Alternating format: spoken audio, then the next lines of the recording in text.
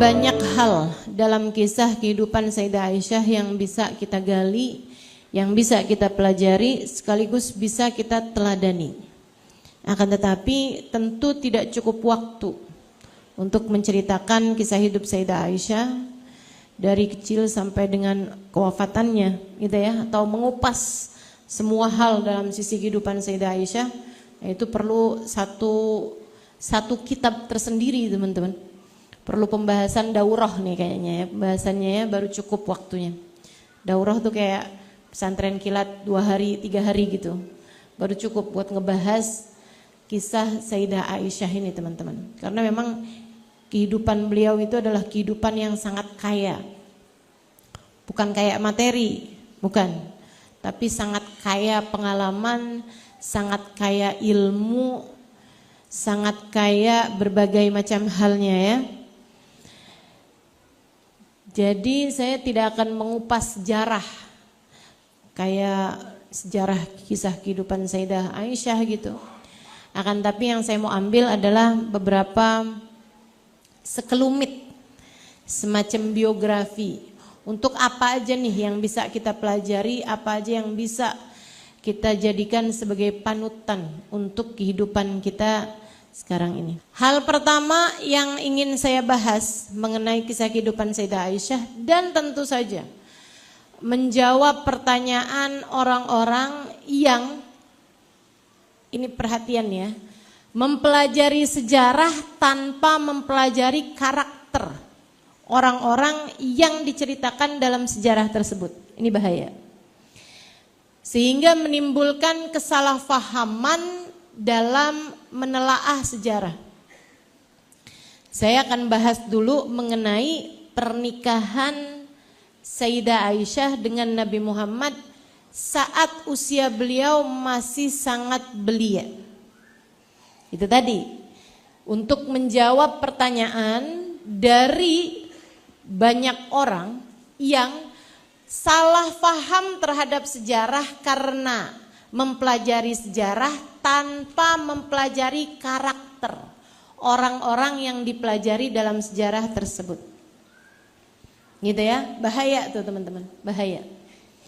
Bahaya kalau itu kena kepada orang-orang yang mereka memiliki nilai besar di mata Allah Subhanahu wa taala. Kamu jatuhnya takutnya jadi kurang ajar. Kan gitu ya? Nah, nih sering banget saya soalnya ditanya mengenai hal ini nih. Ustazah, beneran itu Sayyidah Aisyah kawinnya sama Nabi Muhammad usia 7 tahun, tinggal bersama dengan Nabi Muhammad usia 9 tahun? Saya bilang, iya beneran. Emang iya Ustazah? Kata-kata emang iyanya tuh kayak negatif banget gitu, kayak penuh pertanyaan banget gitu. Ini bisa muncul dari pemikiran 2 orang nih teman-teman, yang emang gak ngerti sehingga gak tahu cara mikirnya, itu satu, gitu ya. Atau akal yang sudah terkontaminasi sama ucapan orang-orang yang tadi saya sampaikan, mempelajari sejarah tanpa mempelajari karakter dari orang-orang yang dipelajari sejarahnya tersebut. Juga tanpa mempelajari kultur dan budaya dari masyarakat di mana sejarah tersebut terjadi gitu. Beda negara, beda budaya. Beda negara, beda adat istiadat. Apalagi beda waktu, teman-teman.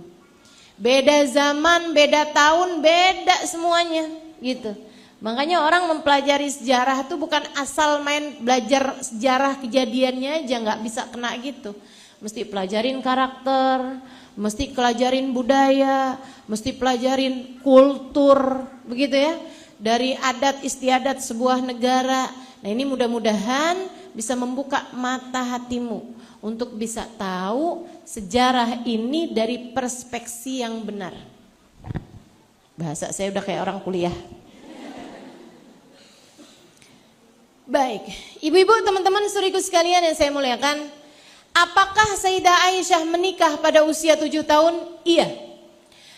Dan berkumpul bersama dengan Nabi Muhammad artinya berkumpul tinggal serumah dengan Nabi Muhammad alaihissalam pada usia 9 tahun? Iya. Apakah hal ini tidak sesuai dengan adat dan budaya zaman sekarang? Iya. Apakah tidak sesuai dengan adat dan budaya pada masa tersebut? Tidak. Bahkan apakah itu tidak sesuai dengan adat dan budaya di Indonesia? Iya. Tapi apakah tidak sesuai dengan adat dan budaya di masyarakat Arab? Tidak.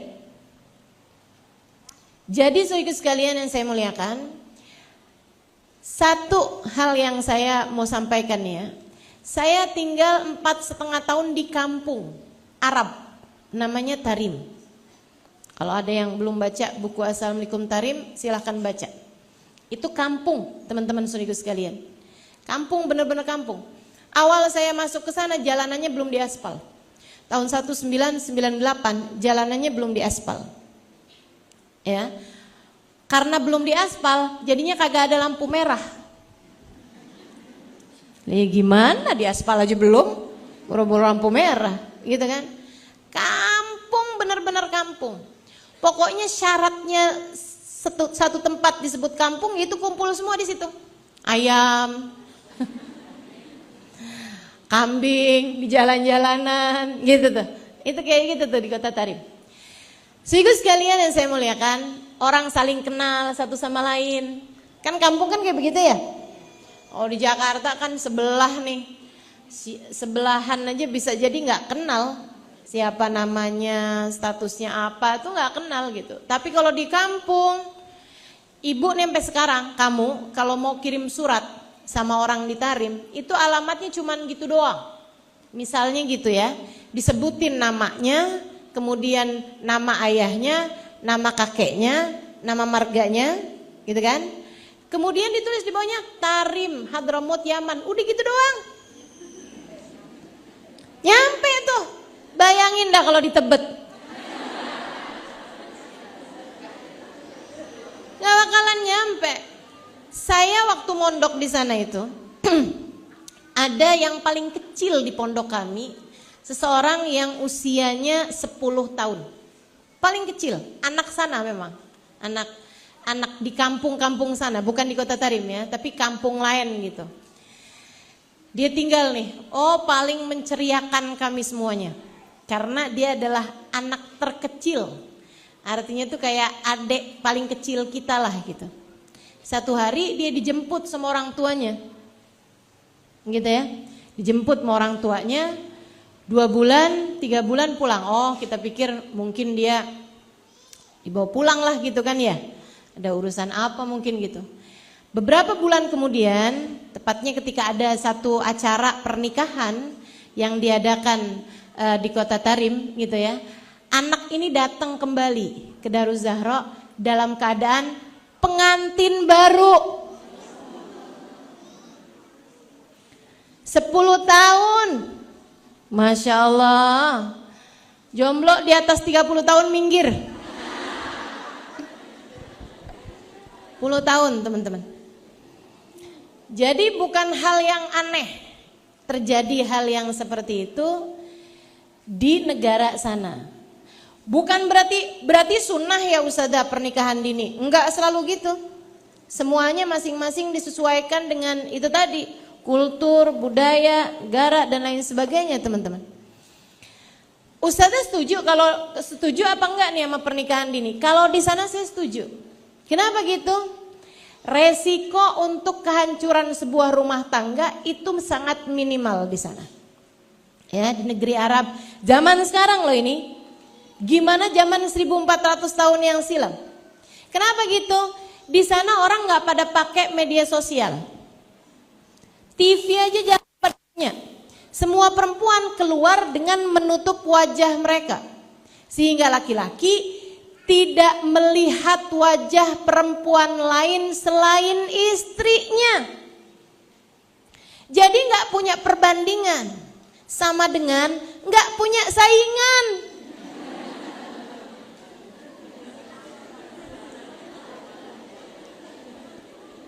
Iya kan? Jadinya tuh nggak banyak bertengkarnya teman-teman untuk urusan-urusan kecemburuan gitu. Terus juga di sana itu saling kenal satu sama lain, namanya kampung, ya kan? Sehingga kalau misalnya nih istrinya atau suaminya jalan sama laki-laki lain, itu orang senegeri sekampung tahu semua. Nggak bisa teman-teman, nggak bisa gitu. Jadi resiko adanya hal-hal yang tadi saya sebutkan itu sangat minimal. Kalau di negeri kita ini kan nggak kayak begitu gitu. Jadinya dibutuhkan kedewasaan lebih, begitu kan ya? Di sana tuh enggak gitu. Dan lagi pula nih, perempuan di sana itu dewasa secara mental, teman-teman, gitu ya. Meskipun mohon maaf, banyak di antara mereka yang ketika menikah memang belum dewasa secara seksual.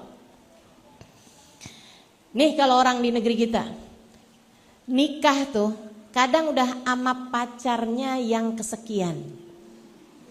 Iya apa iya?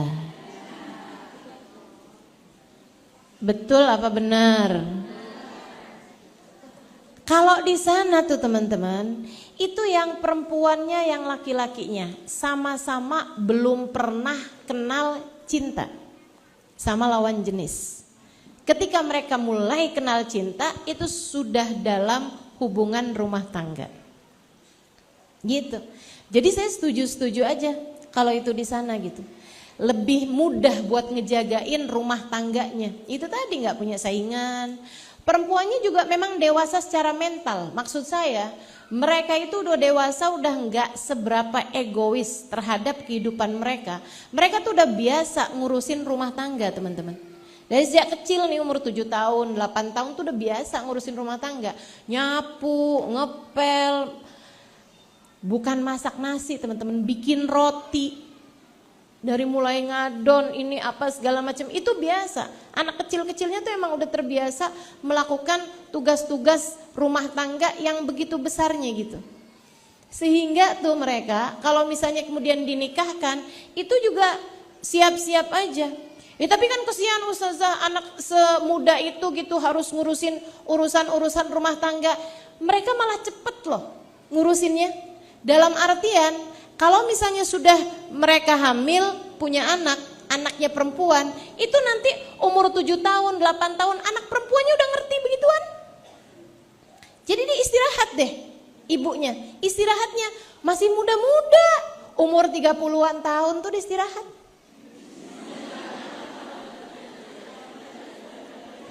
Jadi sebelum sakit-sakit dengkul,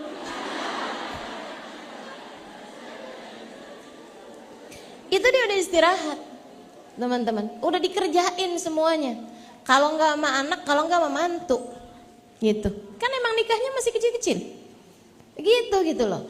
Ah, jadi ini tuh bukan masalah kayak yang sesuatu yang hal yang aneh gitu. Untuk nikahnya baginda Nabi Muhammad SAW dengan Sayyidah Aisyah di usia sekecil itu. Fahami dulu nih, ini dari sisi kultur dan budaya, begitu ya. Apalagi untuk zaman 1400 tahun yang silam. Bahkan guru saya, ya, Hubabah Maryam bintil Habib Muhammad bin Abdullah Al-Haddar, ketika menikah dengan guru saya, Sayyidil Habib Zain bin Ibrahim bin Smith di Madinah. Sekarang beliau tinggal di Madinah. Hubabah Maryam sudah meninggal dunia, almarhumah. Teman-teman sekalian yang saya muliakan, beliau cerita sama saya, Halimah, saya nikah sama Habib Zain usia 11 tahun. Telinga saya langsung, beneran Hubabah? Beneran, saya nikah sama Habib Zain usia 11 tahun Halimah. Habib Zainnya usia 27. Habis gitu Halimah, saya lama-lama kayak ngerasa seumuran sama Habib Zain. Lama-lama sekarang saya ngerasa lebih tua dari Habib Zain. Masya Allah. Saya tanya sama beliau, Hubabah setuju gak sih sama anak-anak perempuan yang dinikahkan awal-awal?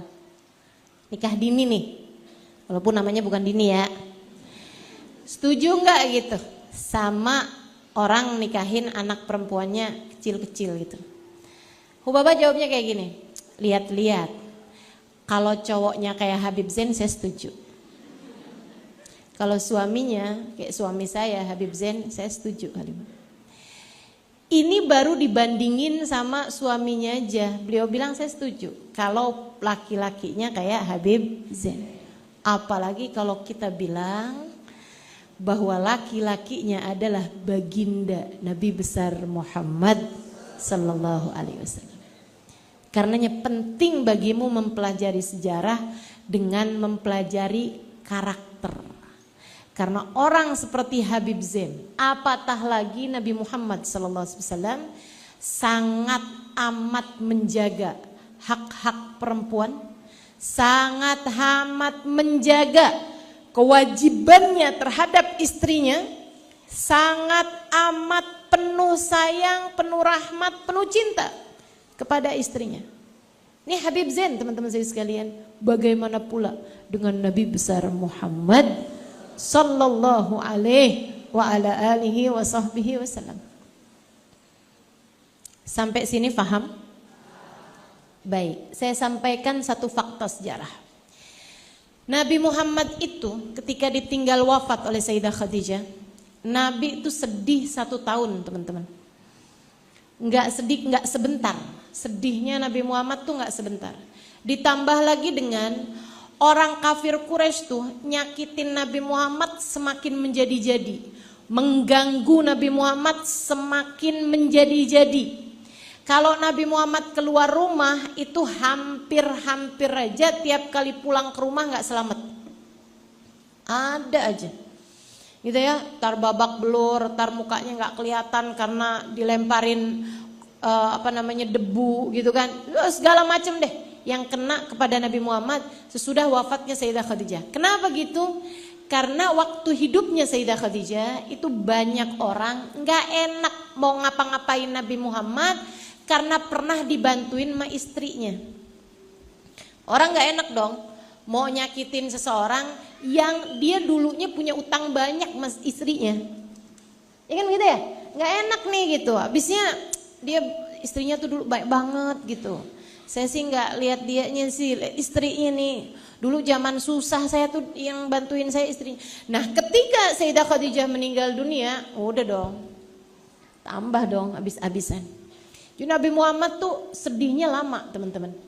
Kamu jangan mikir bahwa kayak yang habis meninggal terus sehari, 2 hari, 3 hari udah cari-cari yang baru gitu. Enggak gitu. Walaupun itu boleh ya. Tapi maksudnya Nabi itu nggak kayak begitu. Lama Nabi Muhammad sedihnya. Sampai ada seorang perempuan yang adalah merupakan keluarga juga dari Nabi Muhammad alaihissalam gitu ya. Dia nanyain, ya Rasulullah, apa nggak sebaiknya nikah lagi aja Rasul? Biar juga ada yang ngurusin gitu. Ada teman. Karena meskipun Nabi Muhammad tentu aja ada putri beliau, kan tepelayan ya. Istri itu kan bisa jadi temen. Kalau anak kan ya anak gitu. Betul apa enggak Bu? Ibu nih sama anak sama suami kan beda ya Bu ya. Jadi itu dibilangin, kata Nabi Muhammad, siapa ya Khawlah? Kalau kamu mau yang janda, Saudah tuh itu suaminya itu meninggal waktu hijrah ke Habasyah. Kesian dia Rasul. Kalau engkau nikahi, engkau membantu kehidupannya. Karena keluarganya belum ada yang masuk Islam, dia doang. Jadi mereka kayak keberatan buat ngasih nafkah sama Saudah. Kalau kamu mau yang perawan wahai Rasul, putrinya sahabat kamu aja tuh Aisyah. Aisyah itu punya kakak teman-teman. Kakaknya Asma binti Abu Bakar. Itu sudah menikah sama Zubair bin Awam. Sepupuan sama Sayyidah Khadijah. Ini kan kampung ya. Jadi kayak orang satu sama lain nyambung-nyambung, kenal-kenal gitu. Kan belum bisa juga kenalan di Facebook. Kenalan di Instagram gitu kan. Nah teman-teman sekalian, akhirnya Nabi kemudian bilang, cobalah, kita coba. gitu. Khawlah ketika melihat kayaknya Nabi Muhammad setuju gitu kan. Dia pun kemudian mendatangi Sayyidina Abu Bakar ngasih tahu, Bakar enggak kesian tuh sama Nabi Muhammad. Ya ampun, nih hati kalau saya bisa kasihin, saya kasihin dah. Ibarat kata nih, Sayyidina Abu Bakar tuh kan mencintanya sama Nabi luar biasa. Nikahin apa Abu Bakar? Iya, siapa deh yang Nabi Muhammad mau? Anak kamu gimana Abu Bakar? Aisyah. Iya kan Asma udah kawin.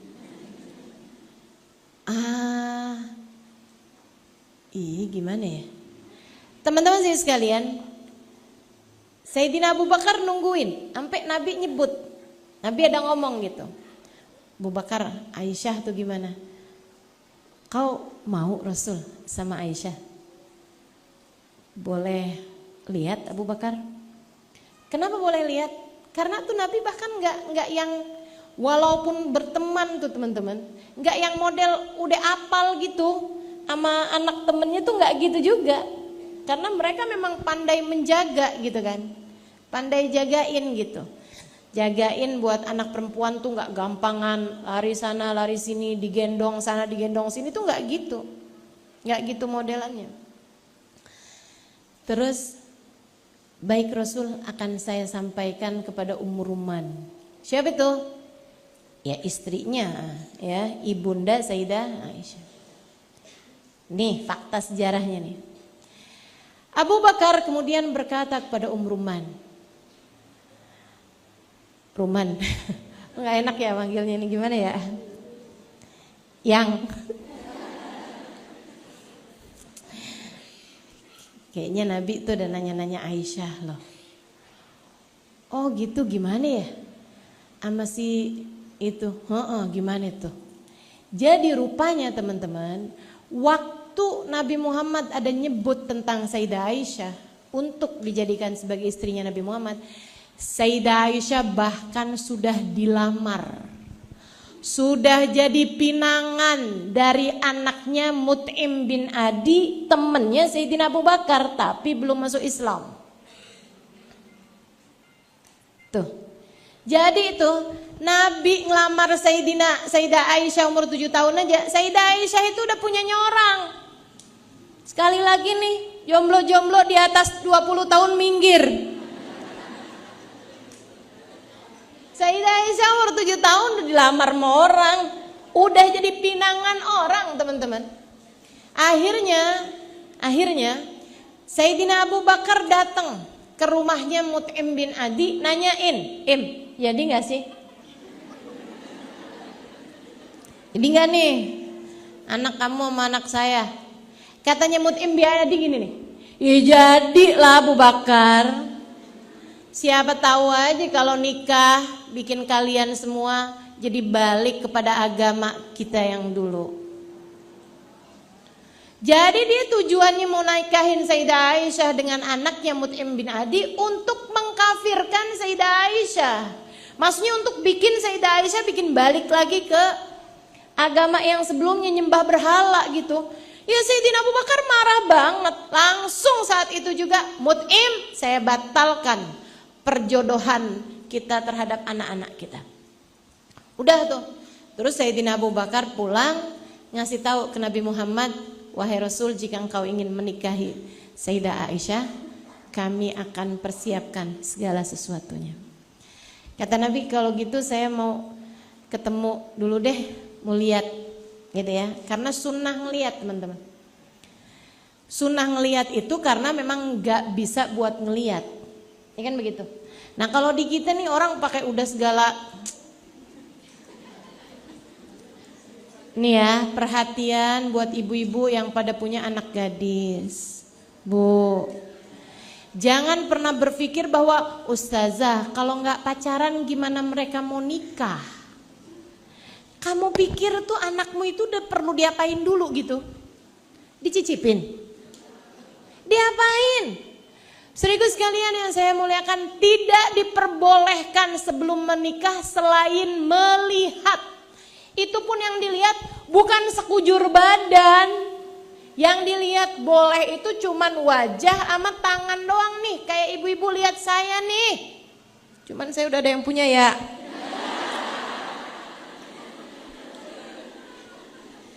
Gitu. Jadi yang boleh dilihat tuh bukannya terus mau lihat rambutnya, mau lihat. Coba kalau pakai tank top gimana? Innalillahi wa inna ilaihi rajiun. Enggak gitu. Teman-teman seriku sekalian, enggak gitu. Yang boleh dilihat cuman wajah sama tangan doang gitu. Itu pun cuman dilihat, bukan diraba, enggak gitu. Jadi itu kata Nabi Muhammad alaihissalam kepada seorang sahabatnya yang mau menikah dengan seorang, kata Nabi gini, halatandur ilaiha. Tidakkah sebaiknya kamu lihat dia? Lihat dia, kata Nabi Muhammad. Itu akan menambah rasa cinta di antara kalian berdua. Gitu, suruh lihat. Nah, lihat tuh karena memang di zaman tersebut, teman-teman, dan di zaman sekarang juga ya, di negeri Arab ataupun di tempat manapun yang orangnya menjalankan syariat agama, itu kan perempuan pada tutupan wajah. Jadi kan kalau ada laki-laki mau lihat tuh kan jangan sampai jadi kayak beli kucing dalam karung gitu. Nggak tahu hidungnya ada apa enggak gitu ya, nggak boleh kayak gitu. Nggak tahu matanya juling apa kagak gitu maksudnya. Jadi kan harus lihat dulu nih mukanya nih, kamu cocok apa enggak gitu. Sehingga sekalian saya muliakan, jadi akhirnya Nabi pun datang ke rumahnya Sayyidina Abu Bakar.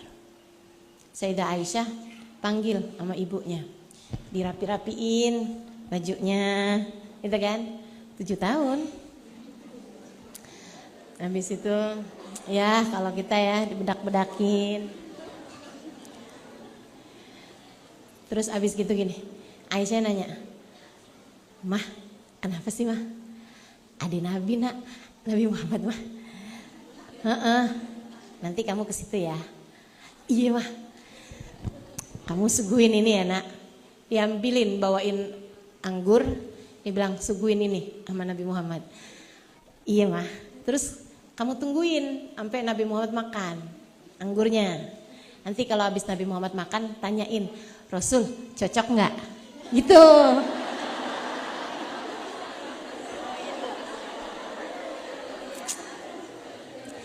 Nih ya, kalau kamu mempelajari sejarah, sesudah kamu punya cinta sama Nabi, cinta kepada Sayyidina Abu Bakar, cinta kepada Sayyidah Aisyah, kamu dengar kayak beginian kamu seneng.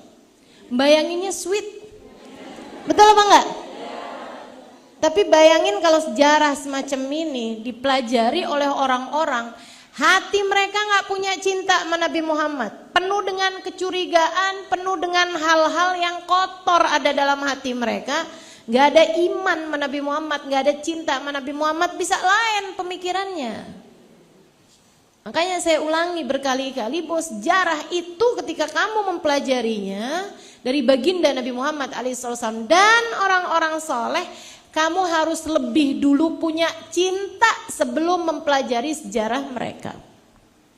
Biar gak salah paham, biar gak salah pemikiran, biar gak salah ngerti teman-teman saya sekalian. Begitu ya, biar gak gagal paham terhadap sejarah. Jadilah Sayyidah Aisyah masuk ke situ, ke Nabi Muhammad. Sayyidah Aisyah tuh sangat ceria orangnya. Gitu ya. Bahkan para sahabat di masa-masa Nabi Muhammad di Madinah itu sampai kalau mereka mau matur sesuatu, mau lapor sesuatu atau mau menghadiahi Nabi Muhammad sesuatu, sampai nunggu-nunggu hari yang Nabi Muhammad sedang di rumah Sayyidah Aisyah. Kenapa? Hatinya itu jadi lebih bahagia karena bersama dengan perempuan yang bahagia. Adik-adik jomblo dengerin saya. Jadilah jomblo yang happy, Dek. Kalau kamu adalah seorang jomblo yang happy, kamu kalau nikah bisa jadi 2 orang happy. Gitu ya. Kamu happy, suami kamu happy. Akan tapi kalau kamu adalah Jones, jomblo ngenes, bawaan ngerasa hidup paling menderita setebet. Saya ada susah banget gitu ya. Mau senyum tuh kayak mesti nyari-nyari alasan gitu buat senyum. Aduh, kayaknya tuh ngelihat diri itu udah kayak, aduh udah deh, nggak ada baiknya, nggak ada bagus-bagusnya, nggak ada kelebihannya, semuanya kekurangan gitu. Mana sakit, mana jelek, mana miskin, mana. Aduh, dok, kalau kamu merasa seperti itu gitu, itu merasa. Teman-teman sekalian, hati-hati sama perasaan. Jangan sampai kamu dirusak hidup kamu itu sama perasaan-perasaan merasa rendah diri gitu. Enggak bagus teman-teman. Yang bagus itu rendah hati, bukan rendah diri. Rendah diri itu bahasa minder, bahasa gampangnya. Atau yang orang sebut sekarang apa? Insecure. Nah itu kan. Nah itu gitu, nggak kayak gitu teman-teman sekalian. Nggak gitu modelnya gitu. Kalau kamu bahagia, kamu akan menjadikan suamimu bahagia bersama denganmu. Kalau kamu bahagia, maka kamu akan, kalau nikah gitu ya, terus punya anak, kamu hanya akan melahirkan anak-anak yang bahagia bersama denganmu. Tapi kalau kamu ngenes nih, suami kamu bakalan ikutan ngenes. Abis gitu kamu punya anak, bakalan juga anak kamu itu anak-anak yang ngenes. Jadilah kamu keluarga ngenes. Masya Allah. Bahagia teman-teman sekalian, bahagia. Yang ceria gitu. Yang ceria, gitu ya. Yang senang hidup kamu tuh. Ustazah, saya tuh nggak punya suatu hal yang bisa bikin saya seneng gitu Ustazah. Kalau seneng tuh saya jatuhnya pura-pura. Saya pura-pura tersenyum meskipun hati saya terluka.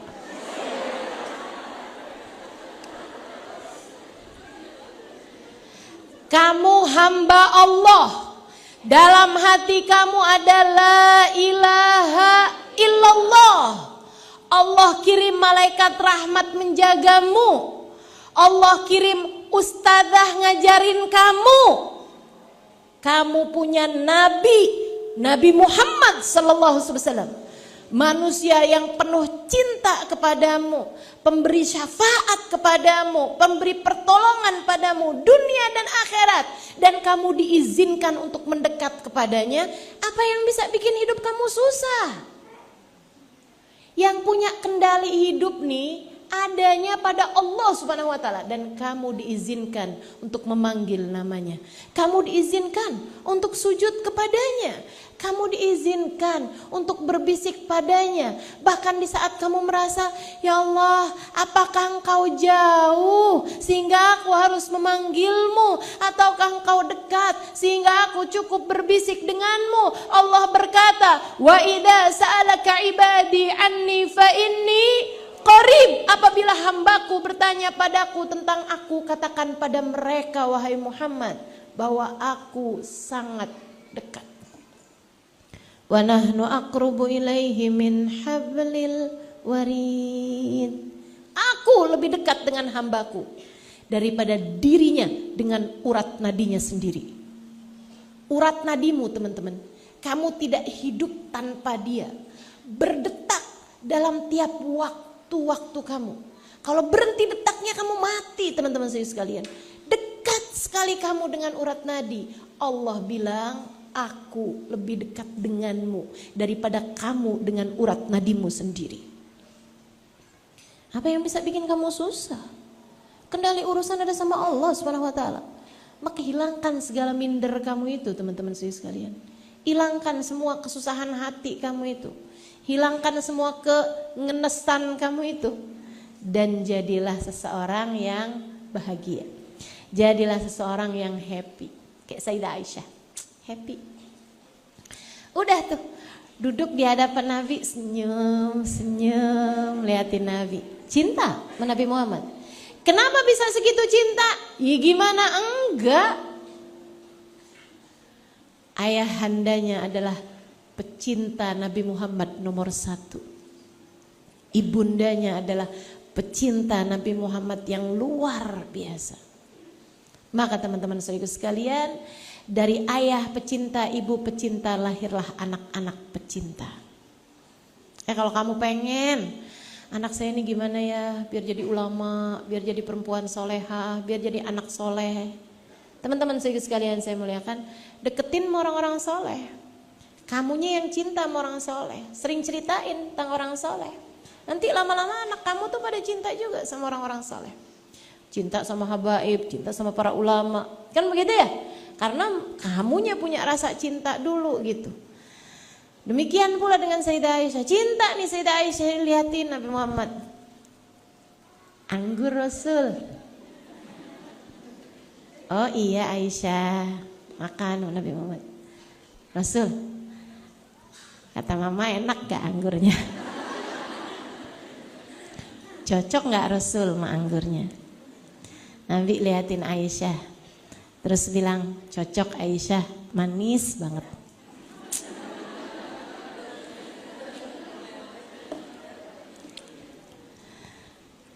Sayyidah Aisyah girang, habis itu lari ke dapur. Mama, katanya cocok mama anggurnya mah. Baik nak, Insya Allah. Kemudian diakad lah. Tapi bukan berarti habisnya diakad tinggal bareng, apalagi otak-otak kotor tuh. Otak-otak kotor ya. Itu bahkan belum mens loh, kok bisa-bisanya, siapa bilang? Nabi Muhammad itu siapa bilang menggauli saat belum menstruasi? Ya itu gila namanya. Enggak kayak gitu. Orang paling ngerti bagaimana menghargai seorang perempuan itu adalah baginda kita Nabi Muhammad sallallahu alaihi wasallam. Hati-hati teman-teman, hati-hati terhadap kotornya pikiran. Jadi itu Sayyidah Aisyah itu cuman diakad sama Nabi Muhammad alaihi wasallam di usia 7 tahun. Mulai tinggal bareng sama Nabi Muhammad saat Nabi Muhammad udah ada di Madinah ya. Dan itu tuh pada usia Sayyidah Aisyah 9 tahun. Tapi tinggal bersama aja. Sehingga sekalian yang saya muliakan, Nabi Muhammad tuh bahkan sallallahu alaihi wasallam membiarkan Sayyidah Aisyah main. Gimana coba? Jangankan mohon maaf, jangankan berhubungan intim teman-teman saya sekalian. Tugas-tugas rumah tangga aja enggak gitu sama Sayyidah Aisyah. Dimanjain, disenengin sama Nabi Muhammad alaihi wasallam. Gambar Sayyidah Aisyah. Apa tuh Aisyah? Katanya Nabi Muhammad alaihi wasallam, ini Rasul. Kayak kuda Aisyah. Iya emang Rasul. Kok ada sayapnya? Rasulullah suka lupa nih. Ini buruk Rasul. Buruk. Kan katanya buruk bisa terbang, punya sayap. Oh iya Aisyah. Kayak gitu tuh Nabi Muhammad sama Sayyidah Aisyah. Kamu bisa bilang, oh kayaknya Nabi Muhammad punya waktu, bener ya? Ya itu. Orang tuh kalau cinta selalu punya waktu dengan yang dicinta.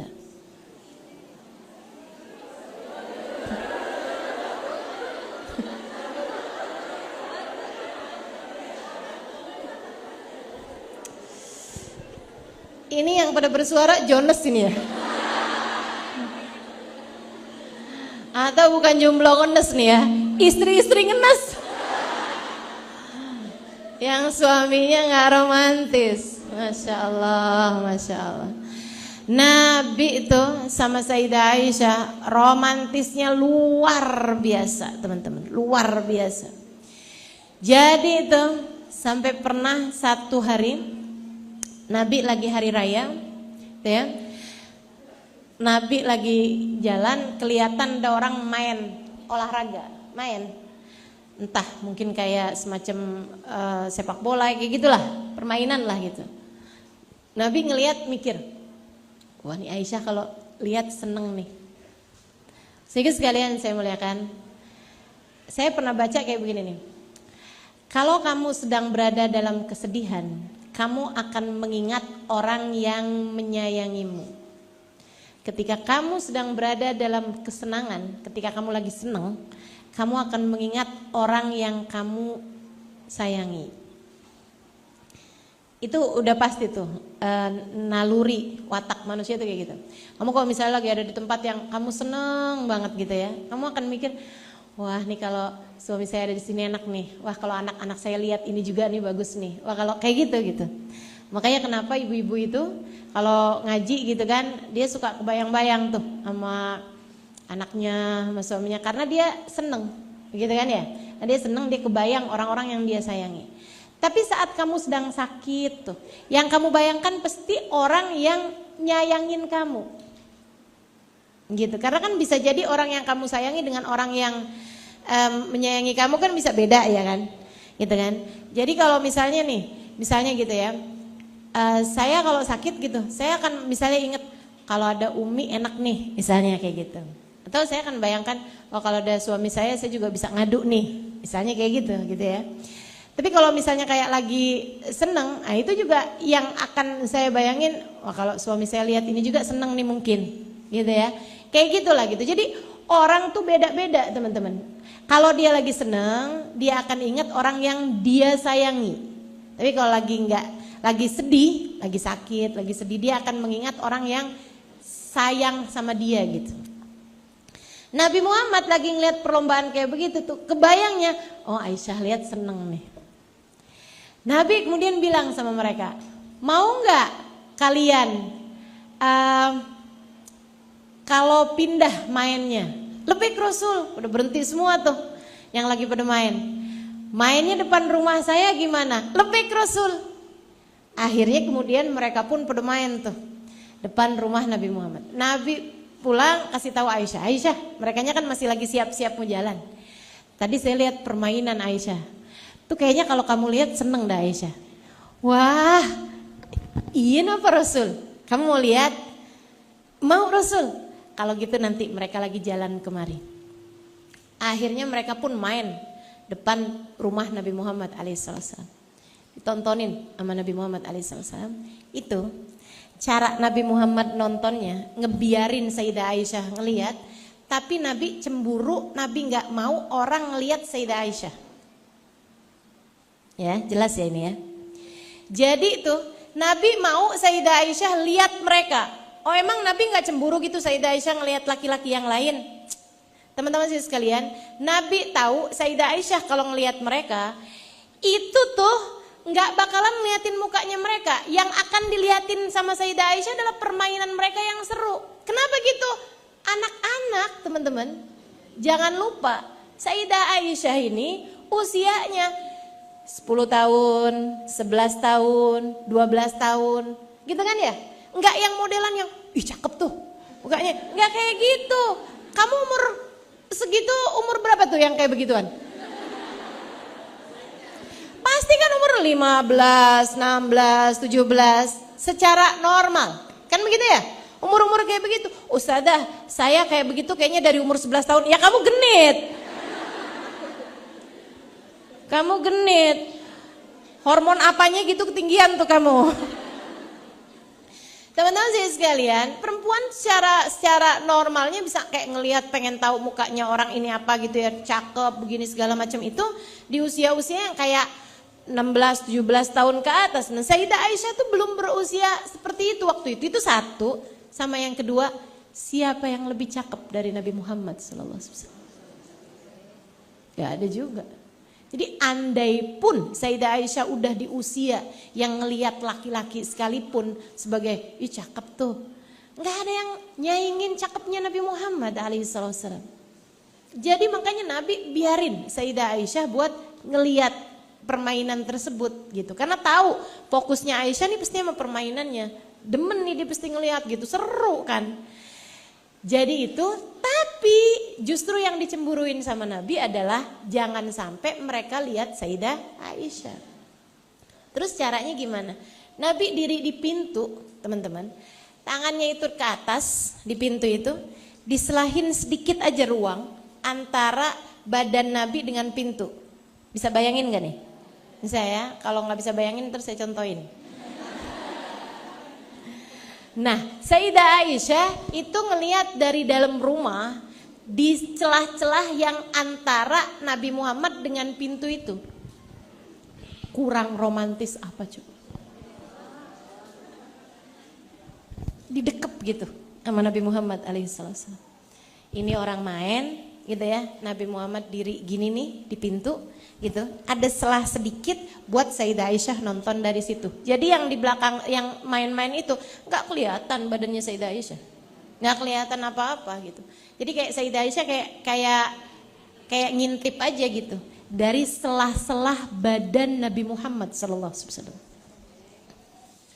Sampai mereka nih main udah lama gitu. Nabi sampai kayak begini, udah belum Aisyah? Ya kan pegel.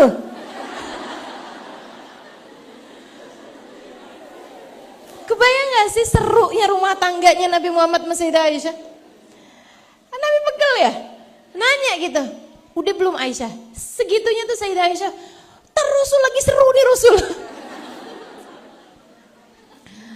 Sampai Nabi nanya lagi gitu, udah agak lamaan lagi Nabi nanya lagi, udah belum Aisyah? Kayaknya perasaan kayak udah gol berapa kali juga tadi gitu kan. Tar dulu Rasul gitu. Sampai udah yang keberapa kali baru Sayyidah Aisyah bilang, iya udah cukup deh Rasul. Sallallahu alaihi wa ala alihi wa sahbihi wassalam. Nabi Muhammad alaihissalam. Kadang juga ntar lagi jalan nih, lagi jalan Nabi sama Sayyidah Aisyah gitu ya. Terus kelihatan ada tempat yang luas gitu dan nggak banyak orang, nggak ada orang di sana. Nabi bilang gini sama Sayyidah Aisyah, Aisyah, kita lari Aisyah, kita lomba lari Aisyah. Nabi terus jalan lari, Sayyidah Aisyah lari gitu. Ntar kadang-kadang Sayyidah Aisyah yang menang, ntar kadang-kadang Nabi Muhammad yang menang. Ntar kalau Nabi Muhammad yang menang, Nabi Muhammad bilang, ini nyalahin yang kemarin ya Aisyah. Maksudnya yang kemarin kamu yang menang, sekarang nih saya yang menang. Nih Aisyah, poinnya yang sekarang nih Aisyah. Jadi yang dianggap pemenangnya aku gitu. Maksudnya Nabi Muhammad alaihissalam. Sebercanda itu teman-teman, saudara sekalian, dalam rumah tangga Nabi Muhammad sallallahu alaihi wasallam. Seromantis itu, seindah itu. Jadi kamu, saya kalau pelajarin dari kisah rumah tangganya Nabi Muhammad alaihissalam dengan Sayyidah Aisyah, saya bisa tahu bahwasanya dalam Islam itu berumah tangga bisa seharmonis itu, seromantis itu. Dalam Islam, semakin romantis rumah tanggamu, semakin mungkin kamu untuk meraih kesempurnaan dalam rumah tangga. Jadi jangan kamu pikir rumah tangga yang baik, rumah tangga yang sehat, itu rumah tangga yang seorang istri nunduk ngadep suaminya. Sendiko dawuh, Tuan Raja. Gak ada ceritanya gitu. Gak ada cerita. Jangan mikir kayak begitu. Jangan kamu pikir bahwa rumah tangga dalam Islam tuh yang sepanut-panutannya, yang seindah-indah, yang sebaik-baiknya rumah tangga dalam Islam. Jangan kamu pikir adalah seorang istri yang nyuciin kaki suaminya, kemudian dia minum air bekas cucian kaki suaminya. Itu gak ada ceritanya, gak ada panduannya dalam Islam. Kamu jangan mau pikiran kamu tuh dirusak sama pemikiran beberapa orang yang sebenarnya itu bukan berlatar belakang Islam, bukan berpondasi Islam, akan tapi mohon maaf berpondasi budaya-budaya kerajaan zaman dulu di Indonesia sini. Di Indonesia kan kerajaan-kerajaan zaman dulunya itu kan raja-rajanya jadikan sebagai panutan dalam rumah tangga. Ya kan ya? Sehingga orang-orang tuh kalau ngebayangin dirinya berumah tangga tuh kayak diperlakukan kayak raja-rajanya sama istri-istrinya gitu. Ya kan? Tanpa memandang berapa transferan yang ditransferin. Ya kan kalau raja kan transferannya juga banyak ya sama istrinya ya. Dia transfer kagak bisa, ngarepinnya kuku dipotongin, kaos kaki dipakein. Enggak gitu ceritanya dalam Islam teman-teman. Enggak ada ceritanya dalam Islam. Rumah tangga dalam Islam itu ada saling, bukan yang satu merasa paling. Seorang suami yang merasa dirinya paling, saya pimpinan dalam rumah tangga ini, kamu adalah istri saya. Jalan yang ngesot. Ada suami nyuruh kamu jalan ngesot, bilangin mohon maaf saya bukan suster. Sehingga sekalian yang saya muliakan, enggak gitu. Dalam Islam tuh enggak seperti itu. Atau istrinya yang ngerasa paling, nah itu juga enggak benar. Istrinya yang ngerasa paling apa nih? Paling terdolimi, paling tersakiti, itu ya, paling menderita, paling susah hidupnya gitu, paling terjajah sama suaminya gitu. Enggak gitu ceritanya teman-teman. Suami istri dalam Islam itu saling. Suami istri saling menyayangi. Suami istri saling pengertian. Suami istri saling dorong. Di saat yang satu sedang diam di tempat. Kan begitu tuh. Gitu ya, didorong pelan-pelan. Suami saya bilang, ini suami beneran? Iya. Maksudnya kan lagi cerita Sayyidah Aisyah ya. Kirain Sayyidah Aisyah lagi ngomong suami saya bilang. Enggak gitu ya. Suami saya bilang, suami istri itu kayak orang naik ayunan. Dia bilang, enggak enak tuh kalau naik ayunannya tuh enggak jalan atau terlalu pelan. Jadi harus agak kenceng lah gitu kan. Tapi juga jangan kekencangan terjatuh. Jadi gimana caranya? Nah, kalau mau kayak begitu mesti yang satu naik, yang satu dorong. Tapi juga mesti tahu kapan waktunya naik, kapan waktunya turun. Kapan waktunya didorong, kapan waktunya mendorong. Jadi itu rumah tangga yang baik tuh. Seorang suami yang bilang, saya sakit nih. Istrinya jawab, sakit apa? Kamu lagi kenapa? Apa yang kamu rasa? Kan begitu, apa yang bisa saya lakukan? Gitu, itu rumah tangga yang benar. Bukannya suami bilang, saya sakit nih, ya ampun sama. Kamu sakit apa coba?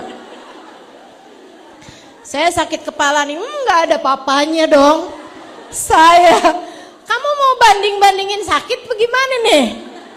Astagfirullah. Halo, para istri. Nabi Muhammad sama Sayyidah Aisyah tuh kayak gitu tuh, saling romantis banget, teman-teman sekalian. Sayyidah Aisyah bahkan meriwayatkan, wah ini meleleh sih saya dengernya. Teman-teman sekalian, Sayyidah Aisyah bahkan meriwayatkan, saya minum dalam sebuah gelas.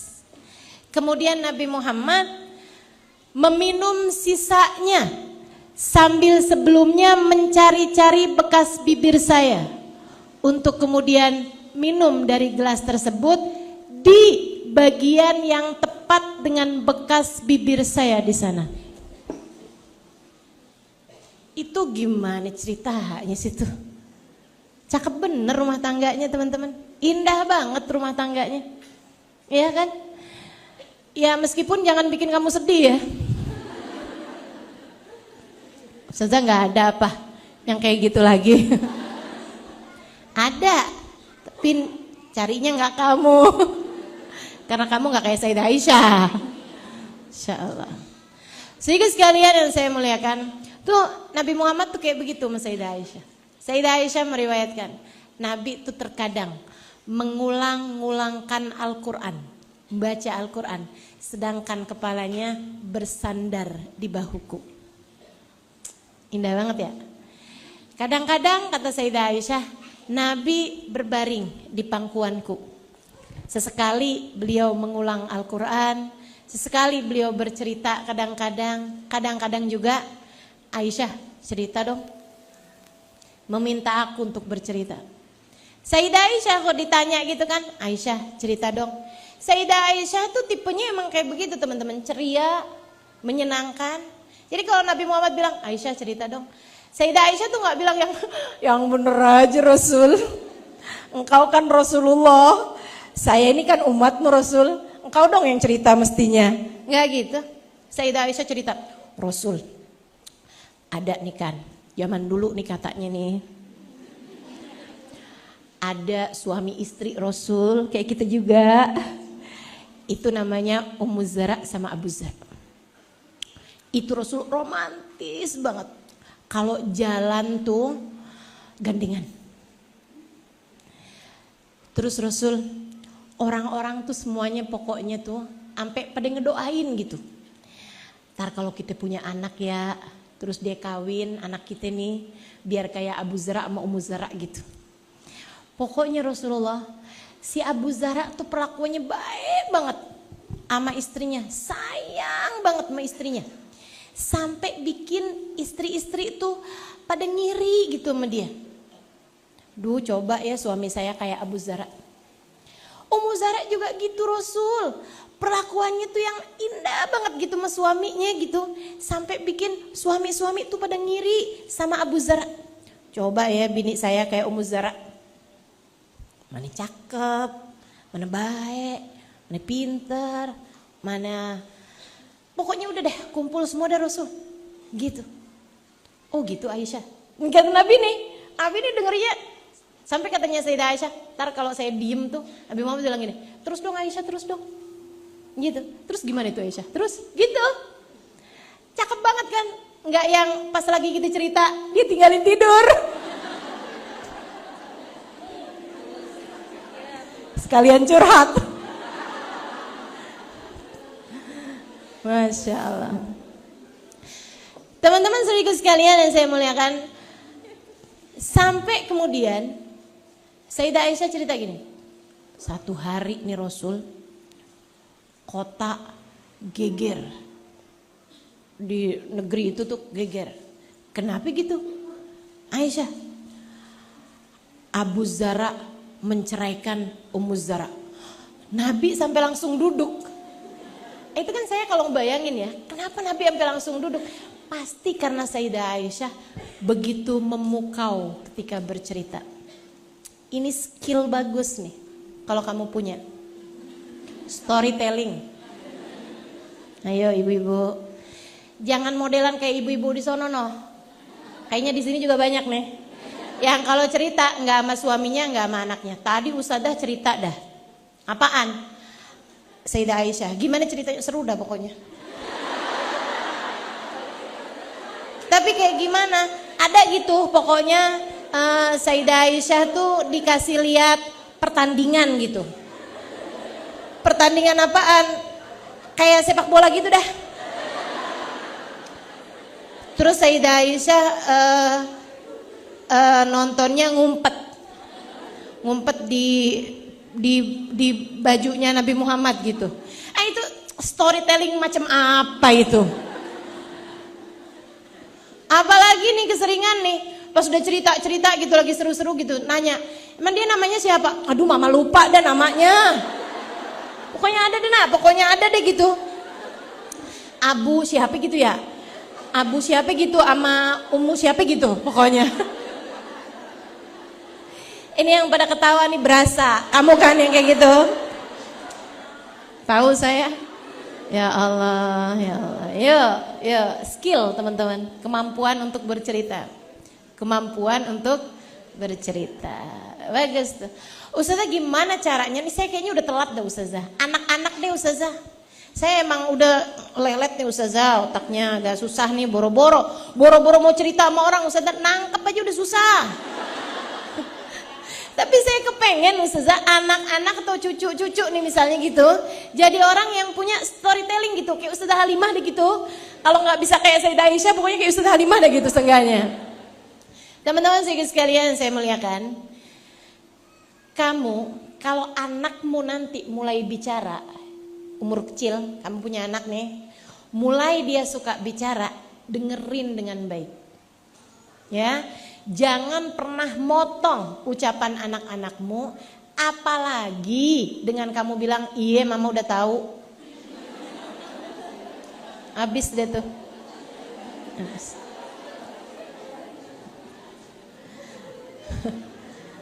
Sering gitu kan? Sering gitu.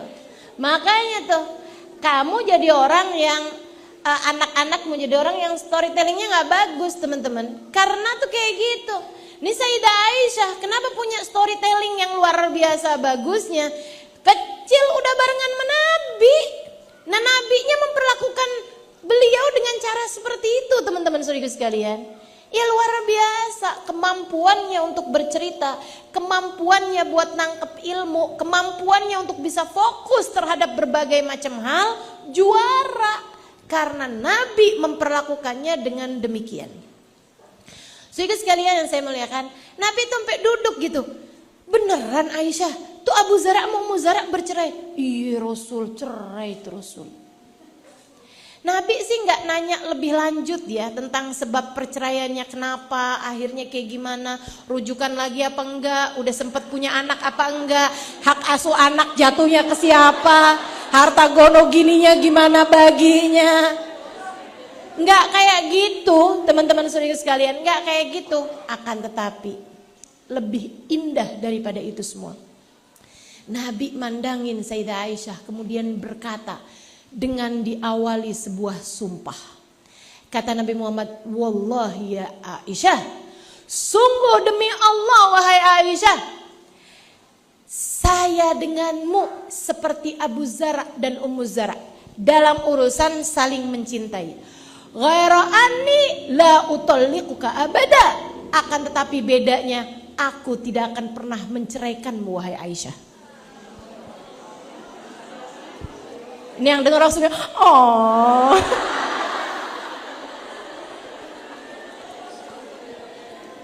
Ya Allah, ya Allah, indah benar rumah tangganya. Teman-teman sekalian, saya kalau ditanya tentang ustazah, perempuan siapa dalam kehidupan Nabi yang andai ustazah ketemu sama dia, ustazah akan sangat berterima kasih, atau mana dari orang-orang dalam kehidupan Nabi yang ustazah sangat ingin berjumpa dengannya dan berterima kasih padanya. Tentu saja teman-teman, yang nomor satu Sayyidah Khadijah bintu Khuwailid. Kita tahu seperti apa perjuangannya, kita tahu seperti apa kelelahannya, kita tahu seperti apa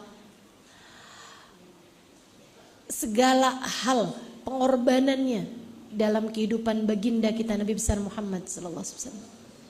Dan yang keduanya tidak lain tidak bukan Sayyidah Aisyah. Kenapa? Karena sudah menghibur Nabi Muhammad, itu iya dari sisi Nabi Muhammad alaihissalam. Tapi dari sisi saya sebagai perwakilan umat Islam, terutamanya kalangan perempuan dari umat ini, kita akan berterima kasih kepada Sayyidah Aisyah dan berterima kasih kepada Nabi Muhammad yang telah menikahi Sayyidah Aisyah. Teman-teman sekalian yang saya muliakan, saya akan sampaikan kepada Nabi Muhammad, ya Rasulullah, terima kasih telah menikahi Sayyidah Aisyah untuk kami, umatmu yang perempuan. Kenapa gitu? Sebab darinya kita banyak belajar tentang ilmu agama Islam. Teman-teman, Sayyidah Aisyah itu dinikahi sama Nabi Muhammad untuk menjadi ustazah bagi seluruh umat Islam. Bukankah kalian warga Tebet, warga Jakarta, andai, ya saya nggak harus dengar itu, tapi saya yakin semuanya kayak pengen terima kasih sama saya kan?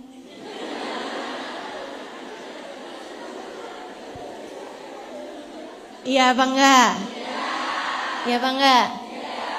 Oh, terima kasih kan mas saya. Kenapa gitu? Ya dari ustazah kita kenal Allah, kenal Rasulullah, kenal orang-orang mulia. Begitu kan? Dari ustazah kita bisa kenal guru-gurunya ustazah. Begitu ya? Kenal Habib Umar, kenal Habib Zain Smith, kenal Hubabah Maryam, kenal Hubabah Nur. Gitu ya? Orang-orang soleh-solehah. Berapa banyak yang kalian mengenal mereka karena saya, lewat jalan saya, lewat cerita saya. Teman-teman, saudaraku sekalian yang saya muliakan, ustazah pertama dalam Islam Sayyidah Aisyah, panutan kita semua. Makanya kalau ada yang nanya gitu, ustazah kenapa Nabi Muhammad menikahi Sayyidah Aisyah di usia sangat belia? Buatmu, buatku, buat kita umat Islam. Sebab Nabi itu menikahi Sayyidah Aisyah melahirkan seorang ustazah, teman-teman, dalam Islam ini. Makanya mesti muda. Kalau udah tua, ya tahu sendirilah. Malas belajar. Nih saya nih ngajar di Indonesia ini, teman-teman. Ngajar sekarang ini ya, bukan hanya di Indonesia ya. Terus saya ngomong gini, orang Malaysia, orang Singapura, orang Brunei pada yang ustazah, bukan cuma di Indonesia kali. Tanya gitu. Oke lah, teman-teman saya sekalian, ini saya jadi ustazah nih.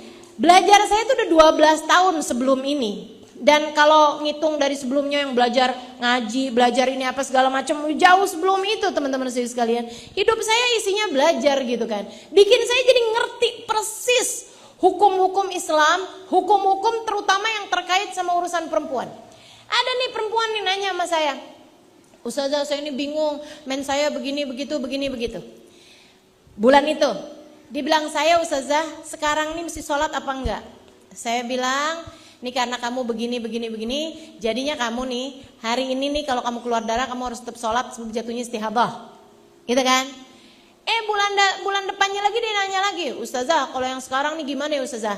Kemarin tuh begini. Saya nanya gitu kan, kamu datang mens tanggal berapa? Tanggal sekian Ustazah. Sekarang berarti hari kesekian ya? Iya Ustazah, saya ngitungin teman-teman.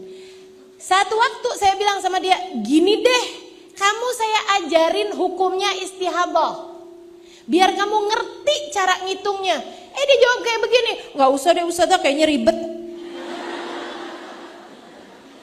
Saya tanya gitu, ini kamu loh yang kena istihadah. Ntar kalau kamu bingung kayak gimana? Saya bisa nanya sama Ustazah.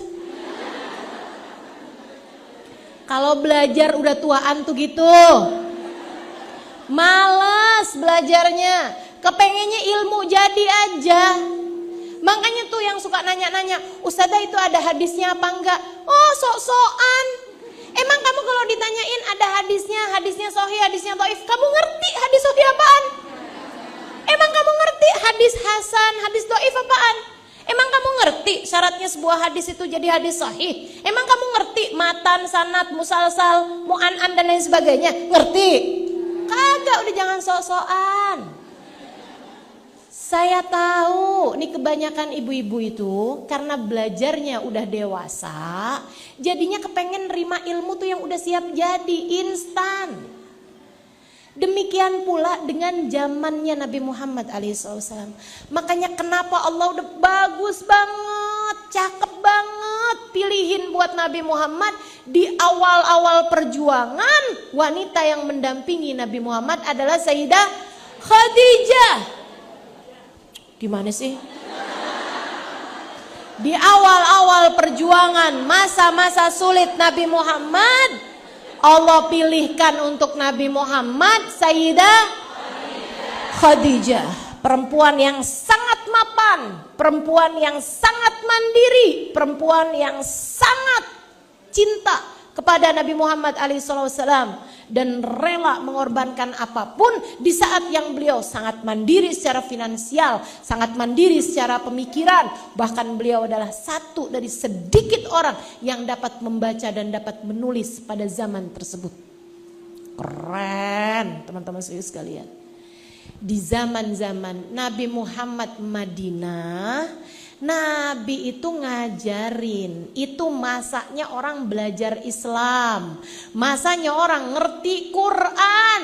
Maka pada saat itu Allah jodohkan Nabi Muhammad dengan Sayyidah Aisyah buat belajar, biar jadi ustazah. Makanya dipersiapkan sedini mungkin, sebelia mungkin. Seorang perempuan yang selalu nanya, Rasul kalau kayak gini gimana Rasul? Rasul kalau kayak gini gimana Rasul? Rasul ini saya udah keluarnya kayak begini nih, udah suci apa belum Rasul? Nanya beliau kepada Nabi Muhammad SAW. Kalau kayak udah emak-emak buru-buru nanya, dikasih tahu aja nggak mudengan. Ya kan begitu? Tuh teman-teman saudaraku sekalian, itu satu. Ama yang keduanya, beliau dinikahi masih muda sama Nabi Muhammad alaihissalam, biar panjang waktu ngajarnya. Saat Nabi Muhammad meninggal dunia, usia Sayyidah Aisyah baru 18 tahun. Ngajarnya tuh masih lama sampai dengan beliau meninggal dunia pada usia 66 tahun tepat pada malam 17 Ramadan. Ya. Jadi teman-teman sekalian, malam 17 Ramadan kamu juga boleh tuh memperingati haul Sayyidah Aisyah. Malam 17 Ramadan, malam Badar. Gitu ya, malam perang Badar, malam nuzulul Quran. Ada tambah lagi nih peristiwa besar, yaitu malam kewafatan Sayyidah Aisyah. 17 Ramadan. Teman-teman saudara sekalian saya muliakan, Selasa, malam Selasa 17 Ramadan Sayyidah Aisyah meninggal dunia di usia 66 tahun. 66 dikurangi 18.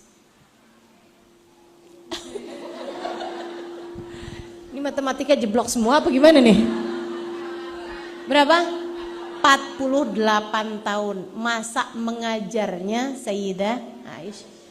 Kalau Nabi nikahnya sama orang perempuan umur 30 tahun, umur 40 tahun, begitu kan ya? Karena kan Nabinya udah berumur tuh waktu itu.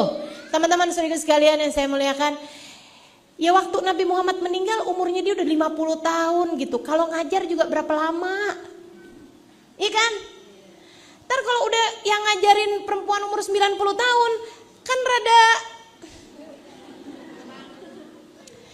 kan gak ini gitu ya, maksudnya ilmunya tuh kan kalau yang ngajar perempuan-perempuan muda nih kan kayak Sayyidah Aisyah gitu, ngajarnya kan masih lama dengan ilmu yang sangat akurat gitu, dan memang udah terbiasa belajar dari sejak mudanya gitu, sampai-sampai teman-teman Sayyidah Aisyah menjadi keempat perawi terbanyak dalam seluruh hadisnya Nabi Muhammad alaihissalam. Yang meriwayatkan hadis paling banyak tuh nomor 1 Abu Hurairah. Emang beliau itu bagian seksi dokumentasinya Nabi Muhammad alaihissalam. Bagian notulen Nabi Muhammad alaihissalam tuh Sayyidina Abu Hurairah, namanya Abdurrahman bin Sakhar. Itu beliau tuh. Makanya meriwayatkan hadis Nabi Muhammad alaihissalam paling banyak. Sayyidina Abu Hurairah. Teman-teman saya sekalian, yang keduanya ada namanya Sayyidina Ibnu Abbas alaihi ridwanullah. Yang ketiganya ada namanya Sayyidina Ibnu Umar alaihi ridwanullah. Dan yang keempatnya perempuan nih, Sayyidah Aisyah binti Abi Bakar, meriwayatkan hadis langsung dari Nabi Muhammad alaihissalam. Saya dengar Nabi Muhammad ngomong kayak begini, saya dengar Nabi Muhammad ngomong kayak begini. Itu tuh yang diriwayatkannya dari Sayyidah Aisyah itu 1/4-nya teman-teman saudaraku sekalian. Bukan 1/4-nya, tapi yang nomor 4 gitu ya. Nah, ilmu fikih ya, kayak ilmu tentang cara bersesuci, ya bahkan ilmu tentang jual beli, ilmu tentang pernikahan dan lain sebagainya, itu sumbernya dari Sayyidah Aisyah 1/3-nya. Jadi ini ilmu fikih nih, laula Aisyah, andai enggak karena Sayyidah Aisyah, ini kurang 1/3 teman-teman, growak ilmu fikih kita ini, kalau enggak karena Sayyidah Aisyah. Sumber ilmunya itu adalah dari Sayyidah Aisyah alaiha ridwanullah. Teman-teman sekalian saya muliakan, Sayyidah Aisyah itu menghafal hadisnya Nabi Muhammad lebih dari 10.000 hadis. Jadi beliau meriwayatkan 2.200-an hadis, menjadi perawi yang nomor 4 terbanyak meriwayatkan hadisnya Nabi Muhammad, dan Sayyidah Aisyah menghafal lebih daripada 10.000 hadis. Selain beliau menghafal seluruh Al-Quran berserta dengan sebab nuzulnya, beserta dengan semua hukum yang terkaitan dengannya, beserta dengan semua cerita-cerita yang ada dalam Al-Quran. Sampai-sampai diriwayatkan, ma ra'aina ahadan, katanya para tabi'in, katanya para sahabat, ma ra'aina ahadan afham fil Quran min Sayyidah Aisyah. Kami tidak pernah tahu ada orang lebih ngerti Al-Quran daripada Sayyidah Aisyah. Sayyidah Aisyah sendiri meriwayatkan tentang dirinya, faqad qara'tul Quran, saya baca Al-Quran, ma min ayah min ayatil Quran, tidak ada satu dari ayat Al-Quran secara keseluruhan melainkan saya tahu kapan turunnya, saya faham sebab nuzulnya, saya mengerti semua hal yang terkait dengan Al-Quran tersebut, dengan ayat tersebut, sampai kepada tata bahasa Arabnya. Keren. Keren. Perempuan brilian, perempuan jenius dalam Islam. Karenanya nih, orang kalau belajar ilmu fikih gitu ya, dia pasti akan sangat berterima kasih kepada Sayyidah Aisyah. Saya salah satu di antara mereka, teman-teman. Saya banyak sekali belajar ilmu fikih. Dulu bawaan saya tuh kitab I'anatul Talibin. Gitu kan? Saya nyaris hafal isi yang ada di dalam kitab I'anatul Talibin tuh 4 jilid, teman-teman. Zaman-zaman saya belajar gitu. Makanya saya nggak tahu-tahu urusan anak itu pindah pondok, anak itu berhenti mondok karena dilamar sama orang, gitu ya. Drama-dramanya anak-anak pondok pesantren dulu itu saya nggak tahu-tahu, karena saya tuh isinya belajar aja, bukan karena saya rajin, tapi karena saya seneng. Beda nih, belajar karena cinta dengan belajar karena rajin. Saya nggak rajin belajar, saya pemalas orangnya, tapi saya seneng belajar, teman-teman. Saya seneng belajar, ya. Sayyidah Aisyah tuh senang belajar, cinta belajar. Maka apa-apa nanya sama Nabi, apa-apa nanya sama Nabi. Kalau nggak paham nanya sama Nabi gitu. Bahkan sahabat paling pinter itu namanya Sayyidina Ali bin Abi Thalib. Katanya Nabi Muhammad, "Ana Madinatul ilmi wa Aliyun babuha." Aku adalah kota ilmu, Ali adalah pintunya. Akan tapi berulang kali, beberapa momen Sayyidina Ali bin Abi Thalib itu ditanya tentang satu masalah. Sayyidina Ali menjawab, "Is'alu Aisyah fa innaha a'lam minni fi hadhil mas'alah." Tanyakan masalah ini kepada Sayyidah Aisyah, dia lebih tahu daripada saya dalam masalah ini. Tuh, diakui keilmuannya bahkan oleh kalangan sahabat laki-laki. Kurang keren apa, teman-teman? Kurang brilian apa? Akalnya, kecerdasannya, dan memorinya tentang ilmu agama ini. Seorang perempuan yang luar biasa pinternya. Maka siapapun darimu yang kepengen pinter, banyak-banyak nyambung sama Sayyidah Aisyah. Atau kalau kamu udah telat, saya tuh setiap kayak gitu saya ngelihat, ya ampun, nih omong umurnya 60-an tahun ya. Sehingga sekalian yang saya muliakan, kalau kamu kepengen anak-anakmu jadi perempuan-perempuan pinter, tuh suruh mereka dan dirimu juga banyak-banyak nyambung hati sama Sayyidah Aisyah. Kirimin Fatihah buat Sayyidah Aisyah, gitu ya. Nak, kamu belajar nih nak, sering-sering kirim Fatihah nak, sama perempuan paling pinter, Sayyidah Aisyah. Terutama kalau dia adalah perempuan, ya kan? Suruh nyambung, biar nyambung ilmu sama Sayyidah Aisyah radhiyallahu taala anha wa ardhaha. Tuh teman-teman, di antaranya masalah qiraat. Nabi itu ada nanya gitu kan, ada bilang, kata Nabi Muhammad, siapa yang nganterin jenazah, ikut nganter jenazah, siapa yang nyolatin jenazah kalau ada orang meninggal dunia, falahu qiraat, dia dapat pahala 1 qiraat. Terlagi Nabi Muhammad bilang lagi, siapa yang nganterin jenazah, dia dapat pahala 1 qiraat. Sahabat-sahabat tuh pada saling nanya, qiraat apaan sih? Kagak ada yang ngerti. Sampai kemudian mereka nanya kepada Sayyidah Aisyah, wahai Tuhan, kami ini banyak banget, wahai Sayyidah, ya, kami banyak sekali mendengar Nabi Muhammad tuh bilang qiraat gitu. Apa sih artinya qiraat? Nabi tuh waktu nyebutin siapa yang ikut nyolatin jenazah dia dapat 1 qiraat, siapa yang nganterin jenazah sampai ke kubur gitu kan, nungguin sampai dikuburin dia dapat qiraat. Itu qiraat tuh artinya apa ya Tuhan? Sayyidah Aisyah kemudian mengatakan, qiraat itu saya udah pernah nanya sama Nabi Muhammad, itu artinya adalah bimil ijabalil Uhud, setimbangan seberat gunung Uhud. Wah, sahabat begitu dengarnya mereka bilang, faqad dayya'nal qararit. Ya ampun, udah berapa gunung Uhud nih? Udah berapa banyak kirat-kirat yang kita lewatkan begitu aja. Kita kirain kirat tuh seinian gitu, kayak segenggam, apa sekuali gitu ya. Ternyata segunung Uhud, faqad daya'nal qararid. Berapa banyak nih kirat-kirat yang udah terlewatkan, yang sudah kita sia-siakan. Itu hadisnya dari Sayyidah Aisyah. Banyak banget tuh teman-teman hal-hal yang diriwayatkannya oleh Sayyidah Aisyah alaiha ridwanallah dalam hukum agama Islam ini. Karena beliau memang paling banyak ngedengerin keterangan dari Nabi Muhammad. Nabi Muhammad tuh kepada Sayyidah Aisyah mendidik. Teman-teman, mendidik. Ustazah, kita tuh ya kalau denger tentang Sayyidah Aisyah, yang paling sering tuh dibahas tuh mengenai kecemburuan. Ya. Betul apa enggak? Orang kalau bahas Sayyidah Aisyah urusannya urusan cemburu.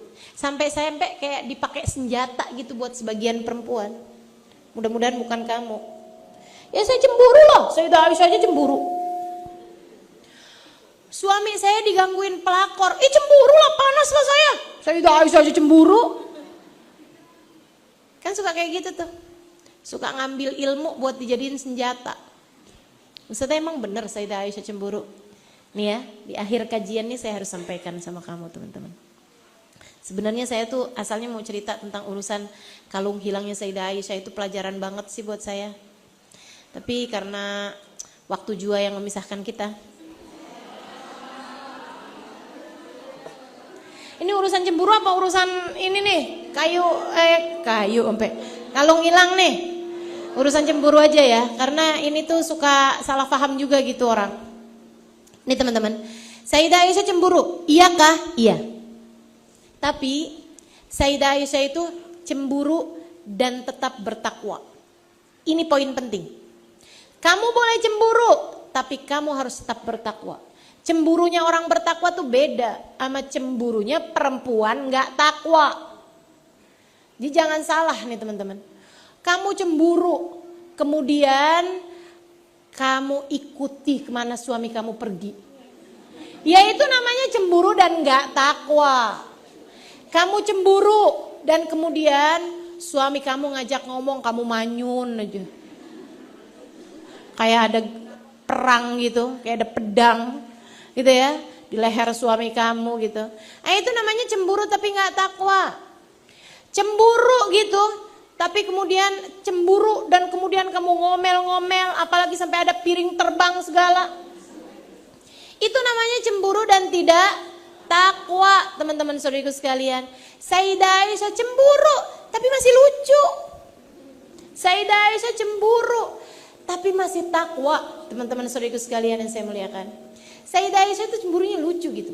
Waktu Nabi Muhammad nikah lagi, dari sini juga nih ya, Ustazah, emang Nabi Muhammad tuh nggak sebegitu cintanya gitu sama Sayyidah Aisyah, kok bisa nikah lagi sih? Nih, dari sini juga kita bisa tahu, kalau suami nikah lagi, itu bukan berarti artinya dia nggak cinta sama kamu, nggak gitu. Agak sensitif nih ya. Oke baiklah, saya nggak lanjutkan. Enggak teman-teman, enggak.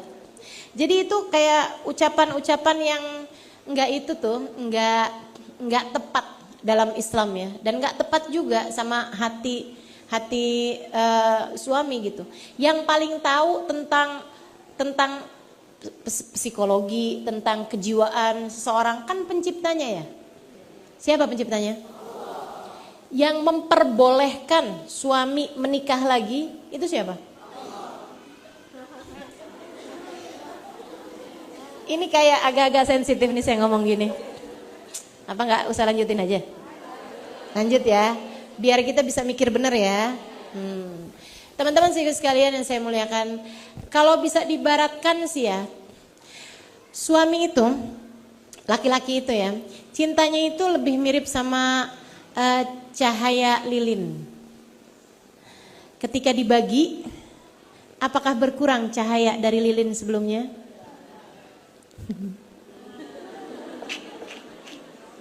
Ustazah, tapi saya tetap sakit hati. Iya, saya mengerti. Saya mengerti. Saya di pihakmu teman-teman. Tenang, tenang. Jangan sampai habis gini kajian saya nggak didatengin. Jangan sampai habis gini nih, tiba-tiba gitu ya. Wah ini kok followers berkurang nih. Saya kecewa sama Ustazah Halimah. Ternyata dia sangat mendukung poligami. Tenang, saya di pihakmu teman-teman. Saya di pihakmu. Tenang, tenang, tenang. Saya cuma mau kasih tahu, gitu ya. Yang menciptakan hati laki-laki itu Allah Subhanahu Wa Taala, dan Allah pula lah yang memberitahu bahwa laki-laki itu boleh nikah. Fankihu ma tabalakum minan nisa masna wa thulatha wa ruba'.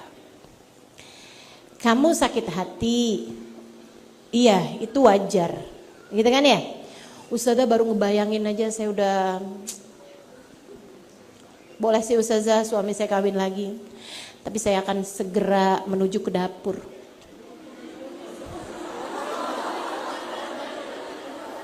Gak apa-apa, kamu mau bikin teh kan? Kamu masak indomie dipakein rawit banyak-banyak, ya gak apa-apa, gak apa-apa. Mau tajamin pisau saya Ustazah. Enggak gitu, enggak gitu.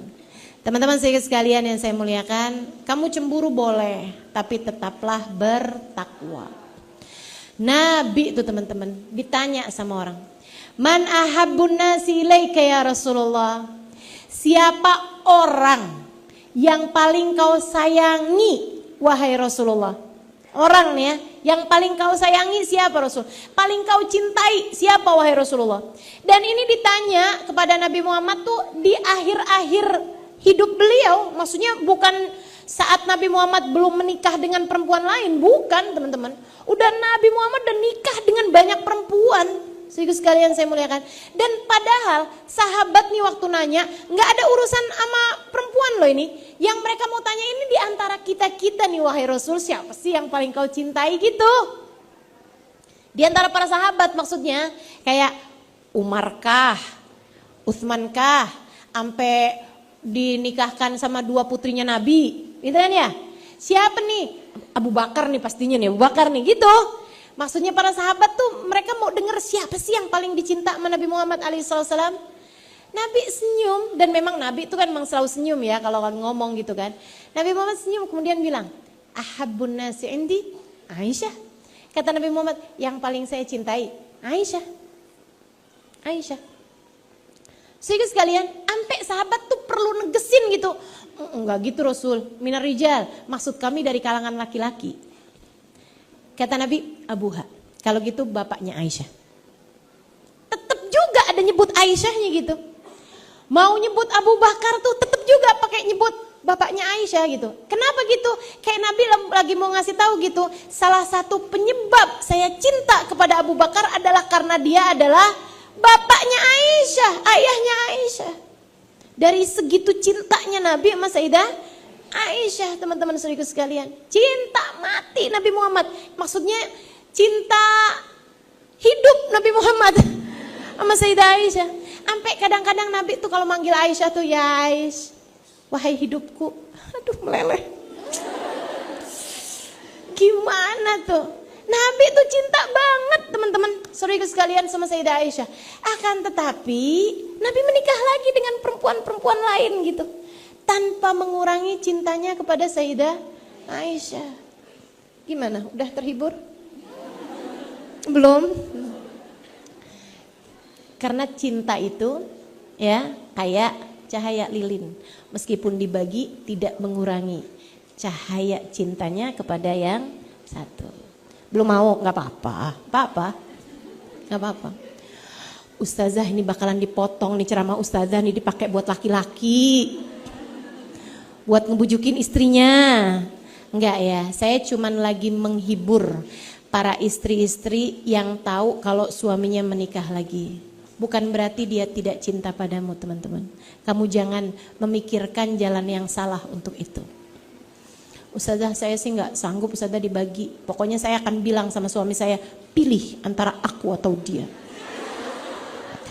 Ya itu hakmu, silahkan aja. Teman-teman saya sekalian, tapi tetap aja. Hidup ini kan adalah perbekalanmu menuju akhirat, ya kan ya? Ya, kadang-kadang memang ada takdirnya gitu. Ada takdirnya perempuan itu ada gitu, sebagian perempuan yang ditakdir suaminya menikah lagi. Kan begitu. Ya saya akan berdoa Ustazah, semoga saya tidak termasuk di antara yang ditakdirkan itu. Ya silahkan aja. Tapi pokoknya gitu deh. Pokoknya gitu ya. Paham maksud saya ya? Baik. Teman-teman sekalian, Sayyidah Aisyah cemburu, akan tetapi tetap penuh cinta. Salah satunya ketika Nabi Muhammad SAW menikah dengan seorang perempuan yang cantik. Cantik. Dan gak tua juga. Gitu. Namanya Sofiyah bintu Huyai. Dia adalah seorang perempuan, teman-teman saudara sekalian, yang anak seorang raja. Huyai itu adalah pemimpin sebuah kabilah, anak raja. Nabi Muhammad menikahi Sayyidah Sofiyah bukan karena cinta teman-teman, bukan karena naksir gitu, enggak. Akan tetapi karena unsur politik.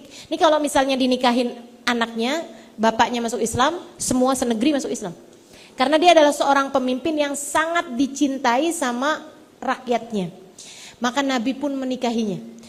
Teman-teman sekalian yang saya muliakan, itu perempuan-perempuan pada ngintip. Bukan hanya ngintip, ketemu sih ya, sebagian ketemu, nemuin gitu kan Sayyidah Sofiyah. Dan Sayyidah Aisyah lihat juga Sayyidah Sofiyah. Lihat bahwasanya Sayyidah Sofiyah itu putih, cantik, senyumnya manis, enggak tua juga, anak raja. Ya ampun. Sayyidah Aisyah ngelihatnya,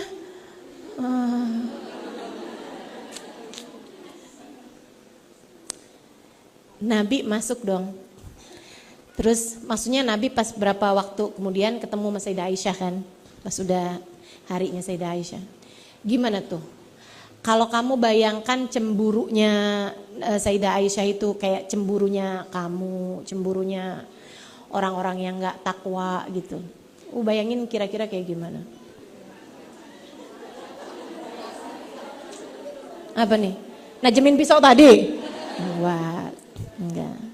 Siram air panas. Astagfirullah, kejam sekali dirimu ya. Itu Sayyidah Aisyah, ya udah ketemuin gitu Nabi Muhammad. Nemuin biasa aja gitu. Udah nih Sayyidah Aisyah saya tahu juga pasti jagain hati gitu kan. Nabi Muhammad, Rasulullah. Gitu ya. Teman-teman sekalian yang saya muliakan, gitu nanya Nabi. Aisyah, katanya kamu kemarin lihat Sofiyah. Gimana menurut kamu?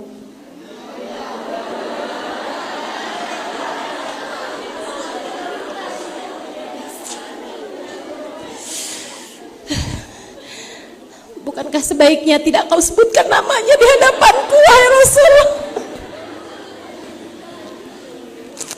Nanya lagi ya, Nabi juga nih ya Allah. Walaupun dari ini juga kita bisa tahu ya Allah, Sayyidah Aisyah luar biasa benar. Apa kata Sayyidah Aisyah? Ini ya. Sayyidah Aisyah ngomong kayak gini nih. Iya, sudah lihat. Yahudiyah bintul Yahud. Gimana pun kan Nabi, dia itu kan asalnya Yahudi. Bapaknya juga Yahudi, ingat loh Rasul. Lucu banget ngasih gemes. Maksudnya tuh kayak Sayyidah Aisyah tuh lagi mau ngingetin, yang bersamamu ini loh, muslimah binti muslim. Saya ini kan muslimah dari awal pecintamu wahai Rasul. Ayah saya laki-laki pertama yang masuk Islam. Dia emang cakep sih, tapi dia kan perempuan Yahudi asalnya.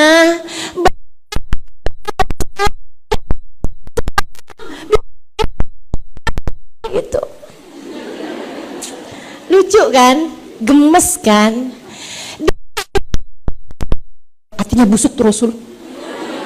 Jangan-jangan kamu kena pelet Rasul. Gitu. Tetap. Maksudnya Sayyidah Aisyah ketika menyebutkan sesuatu hal tentang Sayyidah Sofiyah, bukan sesuatu yang sifatnya tuduhan. Ya, nggak pernah. Nuduh-nuduh gitu. Siapa tahu dia begini, siapa tahu dia begitu. Yang nggak berfakta gitu, nggak ada.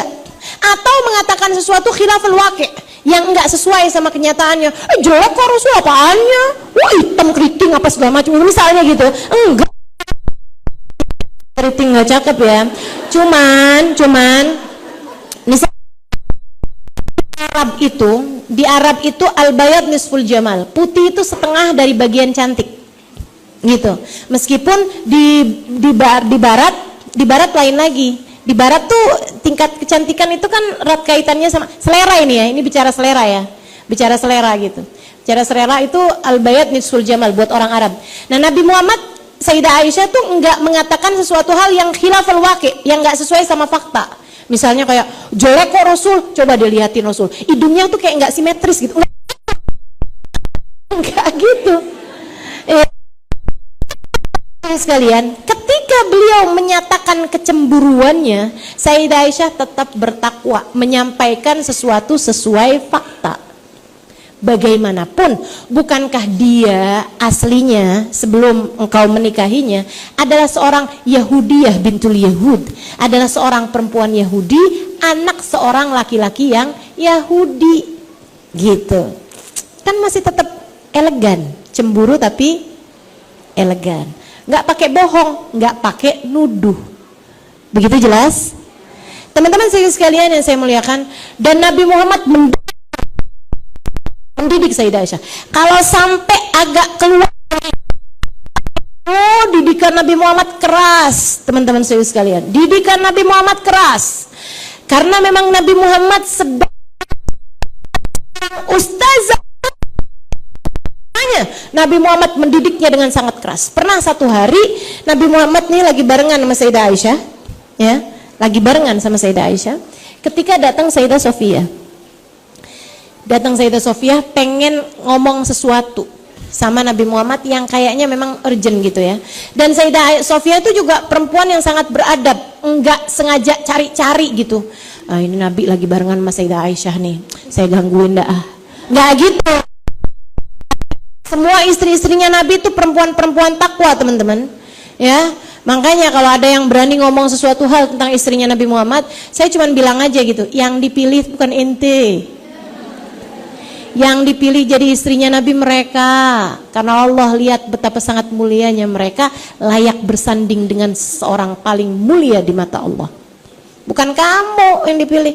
Kalau kamu lebih baik daripada dia, bakalannya kamu yang dipilih. Tapi enggak, kamu dilahirkan sebagai perempuan tahun 2022. Saudaraku sekalian yang saya muliakan, Nabi Muhammad alaihissalam lagi barengan sama Sayyidah Aisyah. Memang ada sesuatu hal yang sangat penting untuk disampaikan Sayyidah Sofiyah kepada Nabi Muhammad alaihissalam. Saya nggak ngerti, mungkin kayak dapat kabar ayahnya mau datang atau apa. Hal yang memang sangat berkait sama urusan Islam. Segitunya Sayyidah Sofiyah tuh adab, teman-teman. Begitu datang ke rumahnya Nabi Muhammad sedang barengan sama Sayyidah Aisyah, yang pertama kali diajak ngomong Sayyidah Aisyah. Dia nggak ngajak ngomong Nabi Muhammad alaihissalam. Yang diajak ngomong begitu assalamualaikum gitu ya, masuk, dia ngajak ngomong Sayyidah Aisyah. Adab kan, takwa kan, keren kan. Oh, kalau kamu ngerasa kamu sebagai istrinya, apalagi istri yang mudaan, suka belagu nih, makanya ya. Istri pertama kamu harus juga tetap punya adab. Istri kedua jangan belagu. Perhatian nih buat para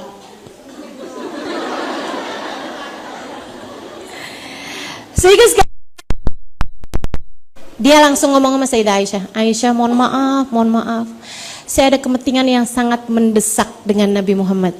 Kalau kau izinkan saya untuk berbicara, mungkin gak nyampe 5 menit Aisyah. Katanya Sayyidah Aisyah, silahkan. Keren kan? Ini kalau modelannya Sayyidah Aisyah bukan Sayyidah Aisyah nih, boleh gak ngomong sama saya aja? Ntar saya sampein. Tenang, amanat kok saya. Sampein aja sama saya. Saya punya storytelling yang sangat baik. Enggak gitu Sayyidah Aisyah. Silahkan Sofia, silahkan. Sayyidah Aisyah kemudian masuk ke dalam kamar. Saya akan menunggu. Kalau kamu udah selesai, bilangin saya. Lebih Aisyah. Ngobrol, nggak lama teman-teman. Nggak lama, nggak kemudian mentang-mentang. Gitu kan? sengaja bikin cemburu gitu. Ngomongnya 5 menit ternyata 5 jam. Nggak pulang-pulang gitu, nggak gitu. Habis selesai ngobrol memang suatu hal yang sangat penting, mendesak, nggak nyampe 5 menit. Dia kemudian bilang, Aisyah saya pamitan ya. Sayyidah Aisyah keluar. Lebek Sofia, udah selesai? Udah. Nggak ini dulu, misal gitu ya. Kayak nggak usah Aisyah, saya langsung pamitan aja. Lebek. Tuh, Nabi Muhammad, Sayyidah Aisyah nungguin di pintu. Nabi Muhammad juga ikutan nungguin di pintu. Sampai Sayyidah Sofiahnya itu jalan, nggak kelihatan lagi. Baru kemudian keduanya menutup pintu. Akhlak, teman-teman sekalian, akhlak itu memang harus di atas agama. Ada agama, mau siapa juga, apalagi rasa. Harus teman-teman, adab tuh di atas rasa. Kamu boleh cemburu, tapi adab cemburumu. Keren kan? Segitunya, nah itu kan udah manis banget tuh sebenarnya ya. Udah surga Firdaus tertinggi nih kelewatan malahan. Keren banget kan? Luar biasa. Sayyidah Aisyah ada gitu, nyeletuk sesuatu. Rasul, dengerin ya. Sofia tuh cantik ya. Kalau aja sayang aja gitu lehernya. Gitu doang lo ngomongnya. Itu segitunya tuh pakai pujian. Kamu masih bingung kan? Kamu ngelihatnya kayak bukan ghibah. Karena kamu kalau ghibah habis-habisan. Kamu PZ. Sayyidah Aisyah nih A aja nggak nyampe loh. Pakai pujian. Tahu kenapa? Sayyidah Aisyah cuma bilang kayak gini nih. Innaha jamilah ghaira anna unuqaha, gitu. Rasul, Sofia tuh cantik ya. Ini kalau istri modelannya nggak takwa, wah, mau bilangin madunya cantik, nggak ada ceritanya. Teman-teman sekalian yang saya muliakan, Sayyidah Aisyah bahkan pakai diawali dengan pujian. Innaha jamilah, Rasul, Sofia tuh cantik ya. Sayang aja lehernya. Kenapa lehernya bahkan nggak dikasih tahu sama Sayyidah Aisyah? Kita bahkan nih nggak tahu ada apa. Kurang jenjangkah? Kurang tinggikah? Agak pendekkah lehernya? Gitu ya. Kita nggak paham teman-teman ada apa di leher Sayyidah Sofia. Karena memang tidak sebegitu menjelaskannya Sayyidah Aisyah tentang ada apa dengan lehernya Sayyidah Sofia. Tapi kan dengan adanya kata-kata tapi, sayang aja, ghaira anna unuqaha, sayang aja lehernya, itu kan menyiratkan sesuatu hal yang sifatnya kurang, sifatnya minus, sifatnya negatif. Karena Sayyidah Aisyah diawali dengan kalimat positif, dia cantik ya, sayang aja lehernya, itu kan berarti kurang. Teman-teman saudaraku sekalian yang saya muliakan, kita zaman sekarang bahkan dengar ucapan Sayyidah Aisyah nih kita nggak menganggapnya sebagai ghibah, teman-teman. Betul? Pujian sesuai dengan fakta, memang ada apa tuh dengan lehernya, kan begitu ya. Segitunya Sayyidah Aisyah tidak menunjukkan ada apa kekurangannya lehernya Sayyidah Sofia. Nabi Muhammad merah pada saat mendengar ucapan, kemudian beliau dengan sangat marah teman-teman saudaraku sekalian. Dari sini nih kita tahu nih, Nabi itu marahnya karena agama, karena Allah, bukan karena dirinya. Andai karena dirinya, ada seorang suami madunya disebut kekurangannya oleh istrinya, gitu kan? Tahu dong, itu karena cemburu. Dia pasti akan bilangnya seperti ini nih. Andai karena dirinya, dia akan ngomong kayak begini nih. Tenang Aisyah, biar kayak gimana, cinta saya kepadamu tuh nggak bisa dibandingin dengan yang lain. Mau Sofia cantik kayak gimana, aku tetap lebih mencintaimu kok Aisyah. Gitu pastinya. Andai Nabi kalau marah karena dirinya. Akan tapi Nabi itu marahnya karena Allah. Nabi marahnya karena agama. Nabi nggak mau istrinya yang tercinta, yang seharusnya perempuan yang jual, malah berkurang nilainya kalah sama cemburunya. Nabi merah padam mukanya, kemudian berkata, ya laqad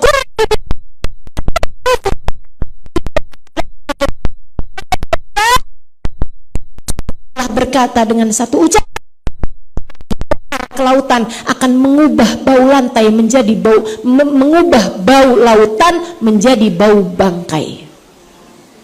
Kamu Aisyah udah mengucapkan satu ucapan, dilempar ke lautan, nak mengubah bau lautan menjadi bau bangkai. Ucapanmu sangat kotor Aisyah, ucapanmu sangat keji Aisyah. Jangan pernah berkata hal yang seperti itu lagi tentang siapapun. Cakep teman-teman sekalian, didikan Nabi Muhammad kepada Sayyidah Aisyah.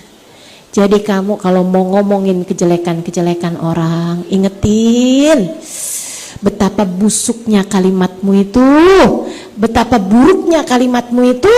Dan teman-teman saudariku sekalian, Sayyidah Aisyah juga bukan istri yang gak takwa. Andai Sayyidah Aisyah tuh gak bertakwa, nih hadis gak bakalan disampaikan sama Sayyidah Aisyah. Sayyidah Aisyah ditegur kok sama Nabi Muhammad. Sayyidah Aisyah bikin marah kok Nabi Muhammad. Itu kan aib bukan buat Sayyidah Aisyah secara pribadi, tapi Sayyidah Aisyah menceritakan hadis ini kepada kita sekalian. Kenapa? Karena Sayyidah Aisyah adabnya kepada Allah jauh lebih besar. Amanat terhadap menyampaikan ilmu pendidikan jauh lebih besar daripada rasa cintanya kepada dirinya sendiri, teman-teman. Makanya disampaikan sama Sayyidah Aisyah. Buat pesan kita nih perempuan, hati-hati jaga lisan, hati-hati jaga lisan. Kalian semua umat Islam hati-hati jaga lisan. Nabi Muhammad tuh mentingin banget urusan kita nih jaga lisan. Saya lagi ngomong kayak begitu aja tentang Sayyidah Sofia, langsung ditegur sampai bilang, ya Aisyah laqad bahri lama saja tuh Aisyah, kalau kamu lemparkan tuh lautan, tuh kalimat ke lautan mengubah bau lautan menjadi bau bangkai. Tuh teman-teman saya sekalian, didikan Nabi Muhammad kepada Sayyidah Aisyah. Jadi Sayyidah Aisyah tuh cemburu, betul, akan tetapi cemburunya di atas adab beliau, teman-teman. Salah, adab beliau di atas cemburunya, agamanya di atas cemburunya, takwa. Sebab dia tahu hidup adalah pencarian kepada rahmat ridhonya Allah Subhanahu wa ta'ala.